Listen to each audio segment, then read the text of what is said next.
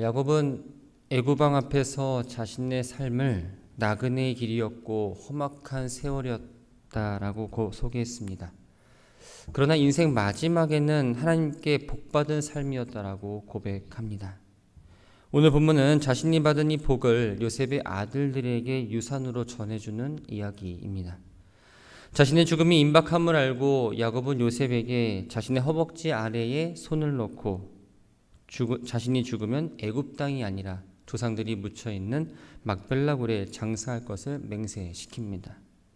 약속을 이행하겠다고 요셉은 맹세했고 이 맹세가 끝나자마자 야곱은 하나님께 감사하며 경배했지요. 이 일이 있고 나서 요셉은 아버지께서 병들었다라는 소식을 듣게 됩니다. 여기서 병들었다라는 건 단순히 사소한 질병이 아니라 나이가 들어서 극도로 쇠약해진 상태, 쉽게 말하면 이제 위독한 상태가 된 거죠.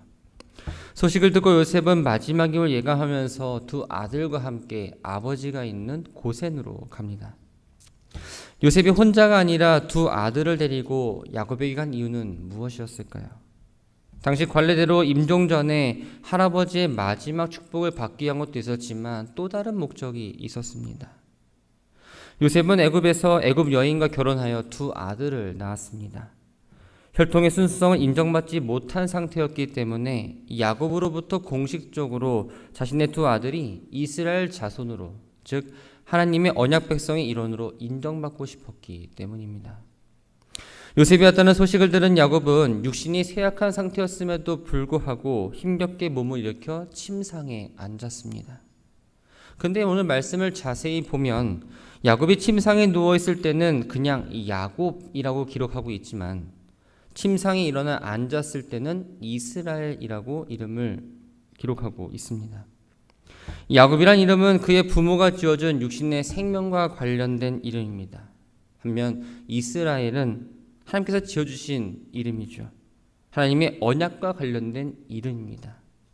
즉 야곱이 육신적으로는 쇠하졌지만 하나님의 언약을 전수하기 위해서 힘을 내어 앉은 것을 보면 영적으로는 강건했다라는 것을 보여줍니다. 야곱은 이미 자신의 죽음이 임박했음을 깨닫고 자신이 죽은 이후의 일을 요셉에게 부탁했었습니다.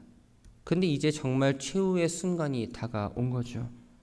어느 때보다 가장 중요한 말, 해줄 말을 했어야 했습니다. 그것은 자신이 처음 하나님을 만났던 가나안 땅 루스, 곧 베델에서 하나님이 주셨던 언약의 말씀이었습니다. 언약의 내용은 생육하고 번성하여 많은 후손을 얻게 할 것이며 가나안 땅을 영원히 후손들의 소유가 되게 하시겠다는 거였습니다. 사실 이 언약은 결코 야곱의 때에 이루어질 게 아니었습니다. 먼 훗날 야곱의 자손들이 관한 것이고 야곱은 그 약속이 이루어졌는지 이루어지지 않았는지를 확인할 길이 전혀 없었습니다. 하지만 야곱은 그 언약이 비록 자기의 때에는 이루어지지 않는다 하더라도 자손들 때에는 반드시 이루어질 거라는 그 믿음은 갖고 있었죠. 야곱은 특별히 그 약속을 주신 하나님을 전능하신 하나님이라고 이야기합니다. 하나님은 반드시 그 약속을 이루실 수 있는 분이며 또한 자신이 지금까지 경험했던 것처럼 앞으로 이방 땅에서 오랫동안 생활하게 될 자신의 후손들에게 큰 힘이 되어주실 것을 믿으면서 이렇게 고백했던 겁니다. 요셉은 애굽인의 피가 섞인 두 아들이 과연 야곱의 자손으로 받아들여질까 우려했을 겁니다. 하지만 그 우려와는 다르게 므낫세와 에브라임을 손자로 인정하는 정도가 아니라 르우벤과 시므온처럼 자신의 자녀들로 여기겠다고 말합니다. 이것은 실제적으로 11번째 아들인 요셉을 장자로 삼겠다고 하는 선언과 다름없었습니다. 고대 근동상속법에 따르면 장자는 다른 아들의 유산의 2배를 받습니다. 요셉의 두 아들이 다른 야곱의 아들들과 동일하게 취급이 되면 요셉의 입장에서 봤을 때 다른 형제의 유산을 2배나 받는 것과 같은 이치였던 거죠. 실제로 이후에 요셉의 두 아들 므낫세와 에브라임은 야곱의 아들로 취급이 되었고 이스라엘 12지파 가운데에 각각의 지파를 이루었습니다. 또 가나안 땅을 분배받을 때에도 다른 지파와 마찬가지로 각각 기업을 받게 되죠. 그런데 6절을 보면 요셉의 셋째 아들부터가 진짜 요셉의 자식이 될 것이고 이 자식들은 형들처럼 각각의 지파를 이루지 못하는 대신에 형들의 지파에 소속될 거라고 이야기합니다. 야곱은 라헬의 죽음을 회상하고 있습니다. 밧단 아람에서 외삼촌 라반의 집에서 20년간 종살이를 하고 귀향할 때 가나안 땅 에브라스를 얼마 남겨놓지 않는 곳에서 라헬이 세상을 떠납니다.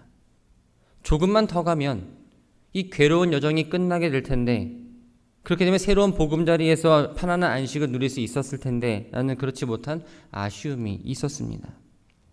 무엇보다 야곱에게 라헬은 인생을 살면서 어떠한 순간에서도 잠깐 떠나지 않았고 늘 곁에서 고난과 슬픔을 함께했던 동반자입니다. 가장 사랑하는 아내가 죽었기에 너무나도 깊은 슬픔이었던 거죠. 야곱이 지금 라헬의 죽음에 대해서 이야기하는 건 요셉에게 어머니 라헬의 묘가 가나안에 있다는 것을 알려줌으로써 언약의 땅 가나안에 대해서 깊은 애정을 갖게 해주고자 했습니다. 또 자신이 가장 사랑하는 아내 라헬의 아들이므로 두 지파를 허락했음을 이야기하기 위해서였죠. 8절부터 22절까지의 말씀을 보면 야곱이 요셉의 두 아들 므낫세와 에브라임을 축복하는 내용을 기록하고 있습니다. 야곱이 요셉의 두 아들을 보고 이 아이들이 누구냐라고 묻습니다. 눈이 어두워서 자기의 그 손자들을 제대로 식별할 수 없는 것도 있었지만 과거 아버지 이삭이 형 에서와 자신을 구분하지 못한 채 그 축복한 것과 같은 일을 범하지 않기 위해서 한 말이기도 합니다. 보통 사람 같으면 제가 애굽에서 난 아들입니다라고 표현했을 겁니다. 그런데 요셉은 이 아이들은 하나님이 여기서 내게 주신 아들들이라고 이야기하고 있습니다. 요셉은 자신의 모든 삶을 주관하시고 인도하시는 분이 하나님이라는 사실을 결코 잊지 않았던 거죠.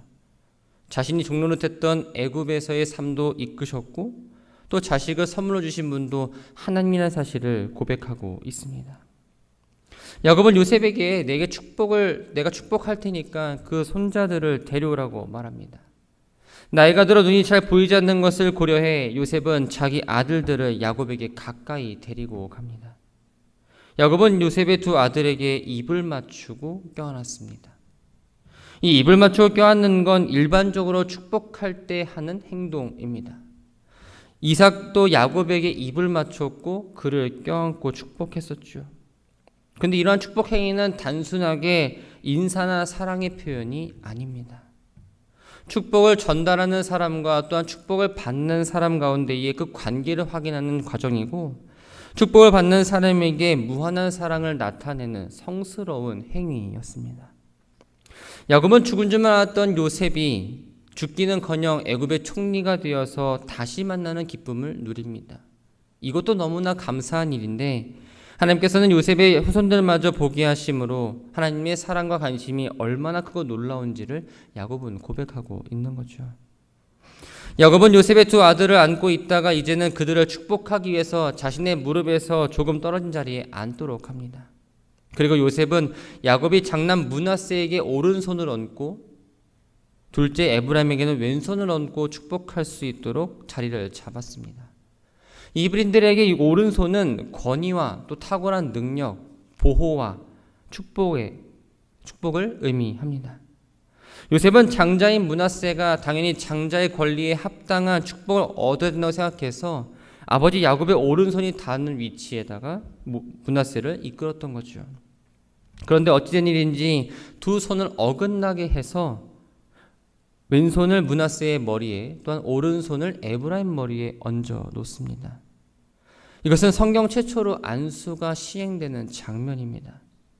안수는 베푸는 사람이 안수 대상에게 영적 은사와 능력 또한 권위와 축복을 넘겨주는 상징적인 행위입니다. 야곱은 요셉의 예상을 깨는 모습으로 두 손자를 축복합니다. 그리고 비록 이 야곱의 두 손이 에브라임과 므낫세의 머리에 얹어놨지만 그 축복은 요셉을 향한 것이기도 했습니다. 야곱은 요셉들의 아들들을 축복하며 이것은 아브라함과 이삭으로부터 이어진 하나님의 축복이라는 사실을 가르칩니다. 그리고 아브라함과 이삭, 야곱 자신이 하나님과 언약을 맺음으로 하나님과 동행했던 것처럼 이젠 요셉과 그 요셉의 아들들에게도 언약의 당사자가 되게 해달라고 간구했던 거죠. 야곱은 하나님이 복을 주셔서 후손들이 생육하고 번성하기를 축복합니다. 이것은 하나님이 자기 백성에게 변함없이 주셨던 축복이면서 또한 자신이 집을 떠났을 때 아버지 이삭이 빌어준 축복이기도 했습니다. 요셉은 당연히 장자인 므낫세가 오른손으로 축복을 받아야 한다고 생각했기 때문에 아버지가 오른손으로 둘째 에브라임을 축복하는 것에 대해서 마음이 좀 불편했습니다. 육의 눈은 어두웠지만 영의 눈이 밝은 야곱에게는 둘째에게 오른손을 얹어 축복하는 것이 마땅한 일이었지만 영적으로 눈 뜨지 못한 요셉에게는 아버지 행동을 이해할 수가 없었던 거죠. 요셉은 아버지 행동이 바르지 않다고 생각해서 야곱의 손을 에브라임 머리에서 므낫세의 머리로 옮기려고 합니다. 하지만 야곱은 거절하면서 나도 안다라고 이야기하죠. 야곱이 한 행동은 늙어서 눈이 안 보이기 때문이 아니라 바로 하나님의 섭리 가운데 이루어진 일이었던 겁니다. 이처럼 하나님의 뜻은 인간의 뜻과 다르며 또한 인간적인 생각이 하나님의 거룩한 계획과 섭리를 앞설 수 없다라는 걸 보여줍니다. 그렇기 때문에 성도는 자신의 생각과 계획을 행하기 이전에 하나님께 뜻을 묻고 겸손히 그 뜻을 받아들일 자세를 갖고 나아가야 합니다. 하나님은 지금껏 이스마엘이 아닌 이삭을 또한 에서가 아닌 야곱을 선택하심으로써 이 하나님의 복은 세상적인 가치관을 따르지 않는다는 걸 보여주셨습니다. 19절에서도 야곱은 므낫세도 크게 되겠지만 에브라임이 더 크게 될 것이며 에브라임의 자손이 여러 민족을 이룰 것이다 라고 이야기합니다. 이 예언은 출애굽한 이후에 첫 번째 인구조사에서도 나타납니다. 에브라임 지파는 4만 500명이고 또한 므낫세 지파는 3만 2천 명으로 나타났습니다. 그 이후에 이스라엘이 남북으로 갈라지게 되면서 에브라 지파가 인구가 많이 늘어나고 북쪽 이스라엘의 가장 중요한 지파가 되어서 큰 영향력을 가짐으로 이 예언이 이루어진다는 걸 우리는 볼 수가 있죠. 20절에 보면 야곱은 훗날 이스라엘 백성들이 서로 축복할 때 에브라임과 같고 므낫세와 같다는 말을 주고받을 거라고 예언합니다. 이 예언 역시 오늘날 이스라엘 사회에서 축복의 메시지를 전할 때 사용하고 있습니다. 마지막으로 야곱은 요셉에게 나는 죽게 되지만 이스라엘 자손들은 약속의 땅으로 들어갈 거라고 이야기합니다. 하나님의 언약에 의하면 그들의 안식처는 애굽이 아니라 바로 가나안입니다. 그렇기 때문에 이스라엘은 비록 지금 그의 가족들이 애굽에서 최고의 부귀와 영화를 누리고 있다 할지라도 그것이 하나님이 주신 땅이 아니라는 것을 분명히 알고 있었습니다. 그리고 그 언약의 말씀에 의지해서 반드시 후손들이 애굽을 떠나 가나안으로 들어갈 날이 올 거라는 믿음을 갖고 있었던 거죠. 또한 내가 내게 내 형제보다 세겜 땅을 더 주었나니 이는 내가 내 칼로 활로 아모리 족속의 손에서 빼앗은 것이다 라고 이야기합니다. 그런데 이야기의 형태를 잘 보면 야곱 자신이 직접 가나안 정복을 하고 이루어진 것처럼 보여집니다. 이것은 하나님의 약속이 이루어지는 게 너무나 확실하고 분명해서 이미 이루어진 것처럼 확신하게 이해했음을 보여줍니다. 사실 이 일은 야곱이 죽은 후에 400년이 지나서 이루어졌습니다. 가나안 땅을 정복한 후에 이스라엘의 약속을 따라서 에브라임과 므낫세가 독립된 지파로 인정받았고 기업을 받고 이후 세겜 땅은 아모리 족속으로부터 에브라임이 차지하게 됩니다. 본문에 등장하는 아모리 족속은 원래 함의 아들 가나안의 후손입니다. 이들은 요단강 부근에서 막강한 지위를 갖고 있던 이들이었죠. 이들은 가나안 여러 족속 가운데 가장 강력했고 이스라엘 백성이 가나안에 정착했을 때까지 끊임없이 괴롭히던 민족이었습니다. 본문에서 이 아모리 민족은 바로 이스라엘에 대항하는 가나안 부족 전체를 대표하는 말로 사용이 되어졌습니다. 말씀을 정리합니다. 야곱이 요셉의 두 아들을 축복할 때 장자 므낫세보다 동생 에브라임에게 더 큰 축복을 해줍니다. 둘째 아들에게 장자의 축복을 하는 건 당시 관습이나 또 인간적인 생각으로는 납득하기 어려운 일이었습니다. 그래서 요셉은 아버지 야곱의 눈이 어두워서 실수를 범했다고 생각하며 아버지의 뜻을 돌이키려고 하죠. 하지만 야곱은 자신이 의도적으로 그렇게 하고 있음을 이야기하며 이러한 행동은 바로 하나님의 뜻에서 나온 거라고 이야기합니다. 이처럼 하나님의 섭리는 인간의 생각을 초월하거나 때론 이해되지 않을 때가 많습니다. 성경에는 하나님의 섭리대로 인해 장자가 아닌 둘째가 선택된 경우가 종종 있지요. 가인을 대신해서 아벨의 제사를 받으신 것도, 또 에서 대신 야곱이 선택된 경우가 대표적입니다. 우리는 하나님께서 왜 장자 대신에 둘째를 선택했는지 알지 못합니다. 왜냐? 그것은 바로 하나님의 주권에 달려있기 때문입니다. 또 우리는 하나님을 향해서 왜 그렇게 하시냐고 따져 묻지 못합니다. 역시 하나님의 뜻이기 때문이죠. 중요한 것은 하나님의 선하신 뜻에서 나왔다는 것이고 우리의 유익을 위한 거라는 사실입니다. 우리 역시 하나님의 주권에 의해서 선택받아 구원을 얻게 되었고 나중된 자가 먼저 되는 축복을 경험하며 살아갑니다. 우리가 살면서 인간의 생각과 경험으로는 도저히 이해할 수 없는 하나님의 섭리를 경험할 때가 있습니다. 이럴 때 내 생각과 충돌하게 되지요. 이때는 내 생각과 하나님의 생각이 다르다고 해서 불평하거나 원망하는 것이 아니라 뭔가 좀 이상함에도 불안하지만 그 불안하지 않고 하나님의 뜻에 나아가야 합니다. 하나님의 뜻을 알기 위해서 힘쓰고 노력해야 되지만 하나님의 주권에 속한 일에 대해서는 겸손하게 주님의 뜻을 따라야 한다는 겁니다. 오늘도 우리는 새로운 날을 살아갑니다. 교회 문을 나가면 수많은 선택과 또한 수많은 생각을 하며 살아가야 하죠.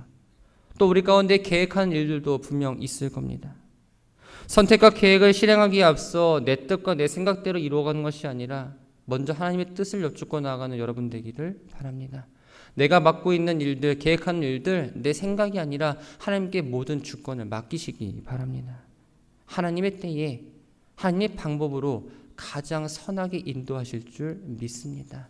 내가 가는 그 길이 때로는 어렵다 할지라도 그 길 또한 가장 완전한 길로, 가장 안전한 길로 주님은 오늘도 우리를 인도해 주십니다. 원하는 방향이 아닐 수 있습니다. 두려움과 염려가 찾아올 수 있습니다. 하지만 주님께서 나를 이끌어 가신다는 그 믿음 하나 가지고 가장 완전한 길로 걸어가는 우리 모두가 되기를 주님의 이름으로 축원합니다.